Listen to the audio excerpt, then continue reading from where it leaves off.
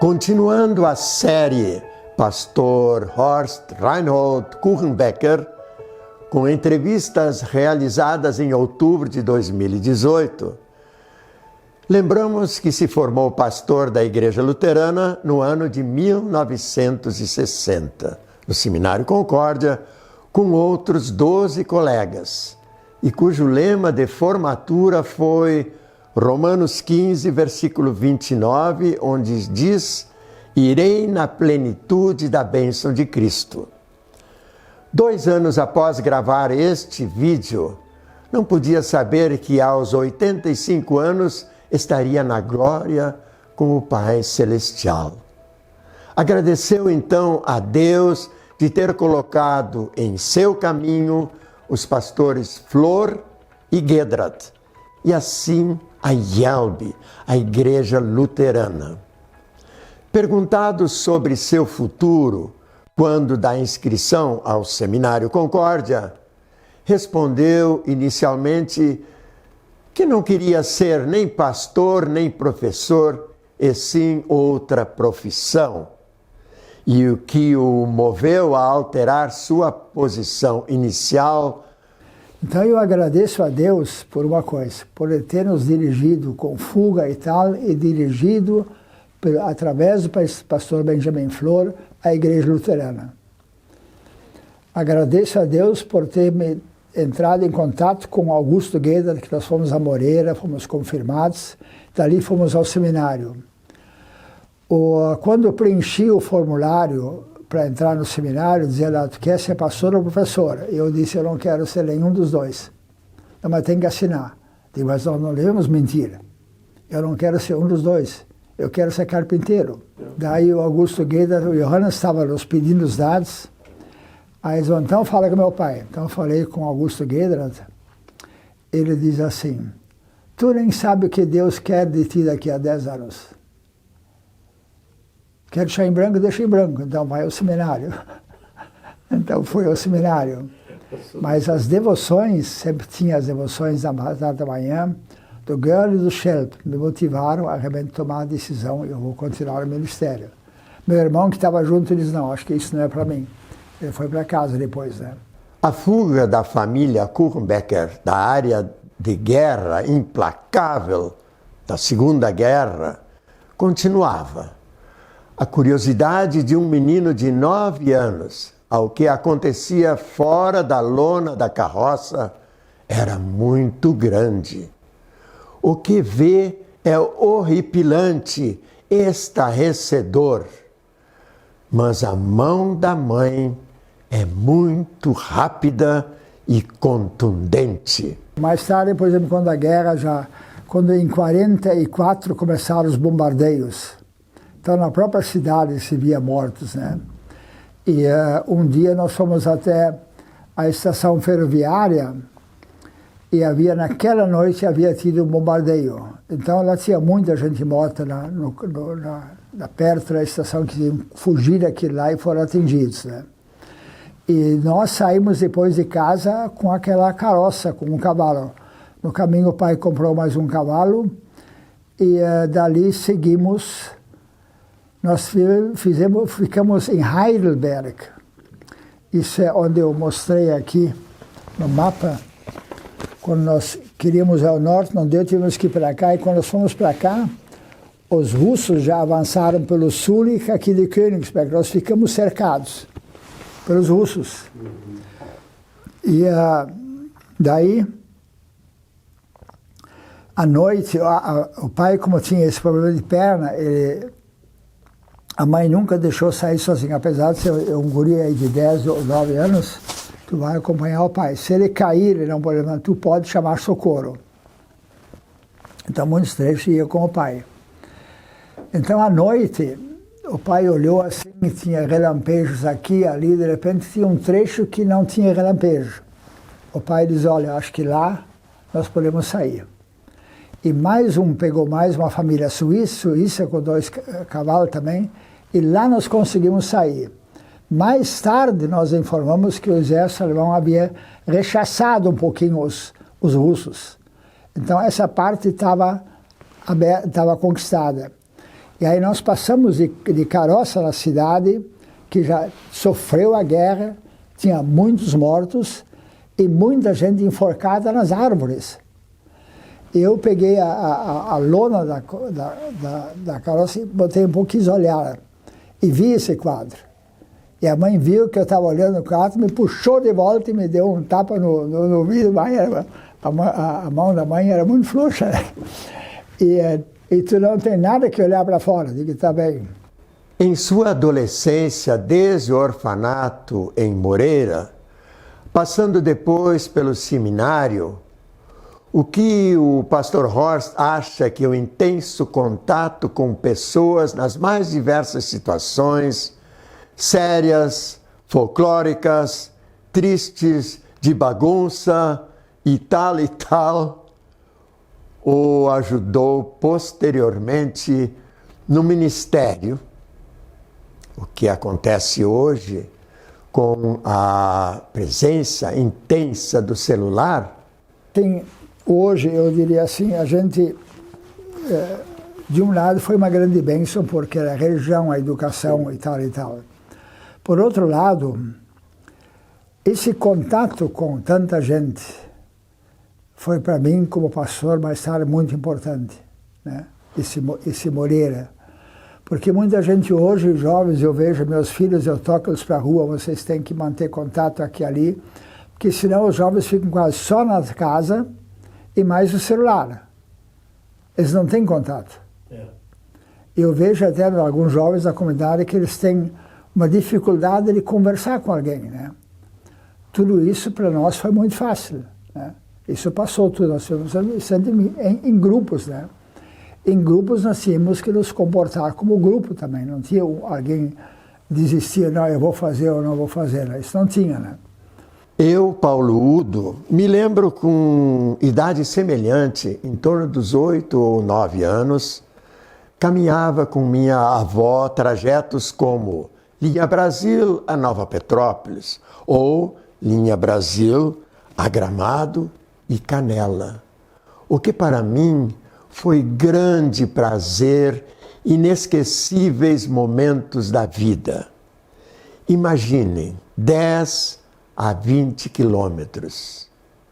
Pois foram mais de 15 quilômetros o passeio do jovem Horst e outros com o professor Schwingel, de Moreira a Gramado, a pé, e que foi coroado com um gole de vinho. Vale a pena ouvir esse depoimento educativo. Então nós tínhamos em Moreira, depois o Edmundo Ado, o professor Schwingel, não me recordo o primeiro nome. Também não tinha muito dinheiro, mas sexta-feira de noite ou sábado de manhã ele ia a Gramado visitar o irmão dele, que tinha uma loja, livros de relógios e tal, e ficava com ele lá. Então, dizia, vocês querem ir junto? Então nós íamos junto. Como é que vocês iam? A pé. Moreira, Gramado, a pé. São 14 quilômetros, né? 15 quilômetros. Acho que dá um pouco mais, um pouquinho. Para cima. Mora acima, né? E aí nós chegamos em Várzea Grande, acho que é o primeiro lugar, né? Ainda hoje é lá, a gente pode dizer. Várzea Grande, eu acho que é mais baixo. Metade do caminho, não bem, um pouco menos da metade. Um pouco mais da metade. E aí o Schwingel tomava um colo de vinho para se fortalecer. Ele diz, vocês querem? Mas nós, imagina, caminhado, cansado, com rapidozinho café, tomar, nós guri, 2 goles de vinho, já fazia seu efeito. Ele nos entregou em casa e conversamos um pouco. Daqui a pouco o pai disse, rápido, basquetron, vocês beberam alguma coisa no caminho? Ele nos deu um gole de vinho aí, né? Ah, tá bom. Então melhor vocês vão deitar e dormir um pouco, né? Mas quando o professor Schwingel de noite e tarde veio nos buscar, o pai disse, Leira, professora, por favor, essas crianças não bebem vinho, né? Durante 4 anos, Horst foi pastor em 3 de Maio, Rio Grande do Sul. Neste curto espaço de tempo, na localidade e que também inclui ações em Santa Rosa, organizou e provocou positivas atitudes na área social, incentivando diversos segmentos da sociedade a pesquisar e enfrentar o problema de esmoleiros nas cidades. Um projeto muito positivo. Eu estive também em 3 de Maio, uma cidade muito boa até hoje. Sim. Estive envolvido em Santa Rosa, porque eu sempre estive envolvido em grupo, em ações sociais da cidade. Por exemplo, no 3 de Maio nós tínhamos muitos mendigos em tudo que é parte. Um dia eu falei com um advogado, falei com outro comerciante, e um dia eu conversei com a pastora, vamos pensar adiante, vamos nos organizar. E o prefeito era um coitado que foi eleito, né? Ele não tinha como pensar adiante, a cidade estava parada. Então nós organizamos um grupo, 3 comerciantes, os 2 advogados e 2 médicos. Eu me recordo, Aikov ainda e o outro médico. Fizemos um grupo. Começamos a pensar, trabalhamos meio ano. Chegamos a uma conclusão.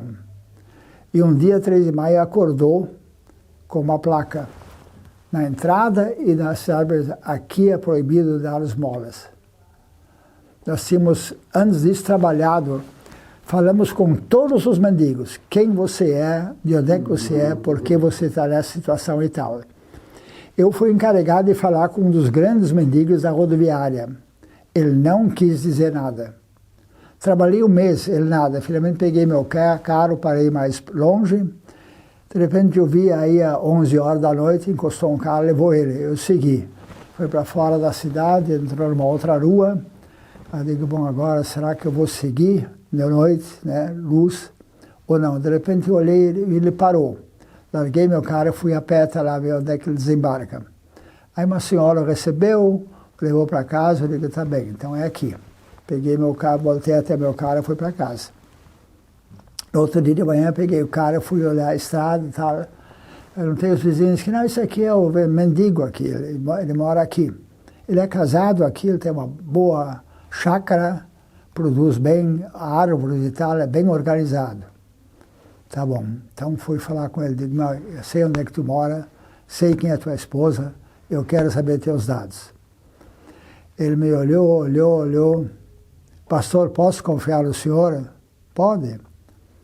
Então ele veio comigo no carro, ele diz, olha pastor, eu fui pobre porque ele estava aleijado uma perna, um pouco e de um braço, e não tinha como viver, eu fui mendigar.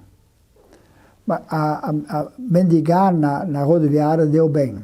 Eu apliquei meu dinheiro, comprei um pouquinho de terra, comprei mais um pouquinho, botei um caseiro para administrar os porcos e as vacas e tal e tal. Uma senhora vizinha que era viúva se interessou em mim, nós casamos, e eu digo, agora eu vou ficar em casa. Só sabe o que é um mendigo que sempre está em uma comunicação com pessoas, de repente tem que ficar em casa? É pior que ficar doente. Ele dizia, olha, eu vou voltar para a rodoviária. Eu dizia para as pessoas, eu não preciso mais de dinheiro, eu só quero conversar com vocês, ficar alegre, mas todo mundo dava ainda um centavo. Então eu disse também, todo esse dinheiro que eu ganho na rodoviária eu vou usar para pobres. Então ele deu a outros pobres. E aí nós engajamos ele exatamente em nossa comissão. E realmente terminaram os mendigos em 3 de maio. Tinha um senhor com um braço aleijado também, a perna um pouco, né, e outros, mas escuta, essa mão tu manejo. Então nós entregamos ele a um pintor. Ele ensinou ele a pintar.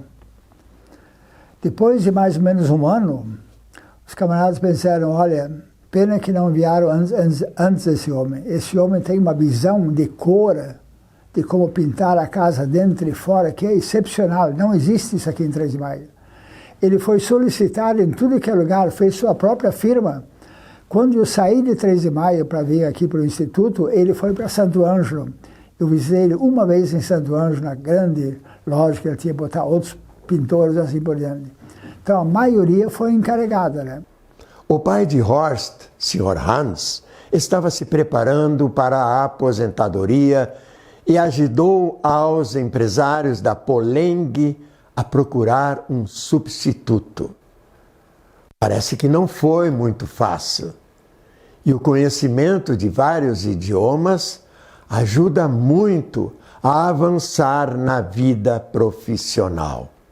Numa firma que nem a Poleng, que era grande, surge muito ciúme, muito interesse. Eu quero esse posto, eu quero esse posto.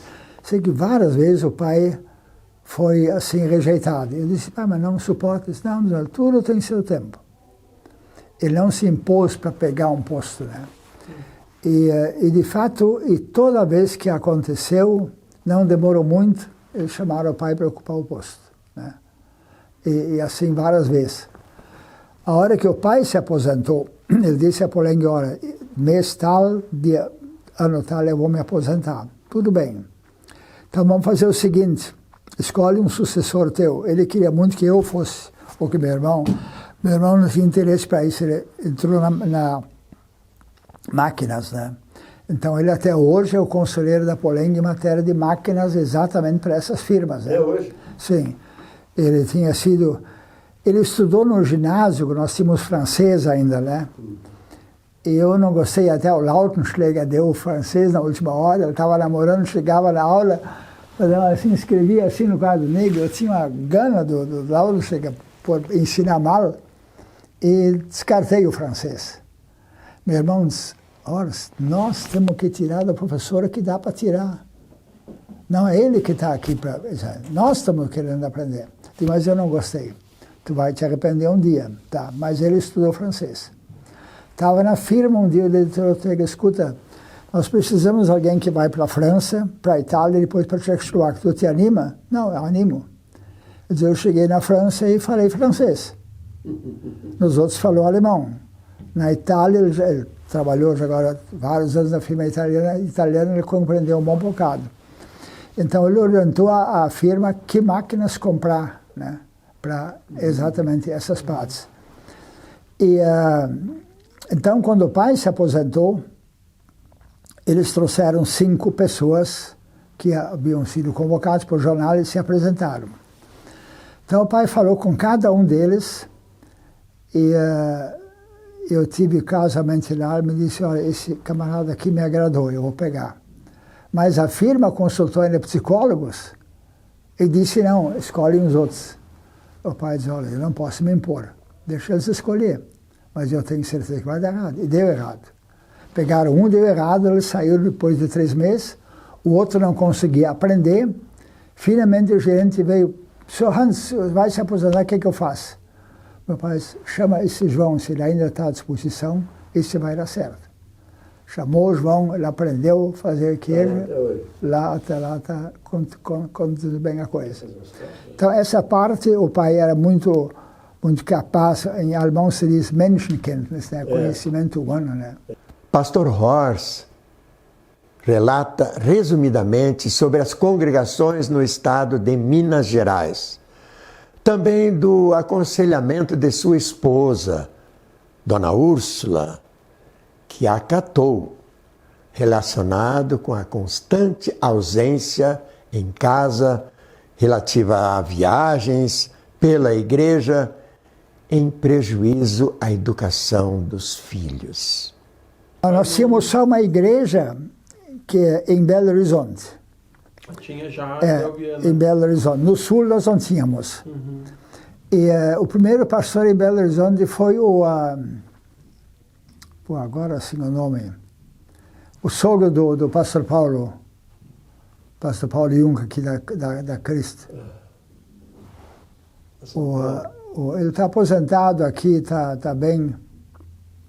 Às vezes, quando escreve, mas ele foi o primeiro pastor lá em Belo Horizonte. Ah, o Guido Galo. Hã? Não foi Guido? Guido, é. Guido Galo. Foi ele, foi ele. E depois, mais tarde, eu conhecia a comunidade bem, até preguei várias vezes lá, tive algumas vezes lá. E nós temos uma igreja, hoje tem mais uma, tem 3. Lá em cima, na divisa com o Espírito Santo, lá. Lá tem mais, tem outras mais, porque eles fizeram a missão do Espírito Santo lá. O Espírito Santo foi para lá. Mas o que eu queria dizer é o seguinte, após meus 8 anos de IELP, eu tive 1 mês em Rondônia e voltei para casa. Tá, alegria, tá, a esposa em casa, os filhos, né? Jantamos, depois os filhos foram dormir. Aí a esposa me disse o seguinte: olha, pai, tu está muito fora. Os filhos estão agora na adolescência. Não adianta tu educar os outros se não está presente nos teus filhos. Pô, aquela noite eu não dormi, eu comecei a pensar, porque nós já estávamos na outra eleição. Eu tinha a maioria de nomeações e a minha eleição para o terceiro mandato estava praticamente selada.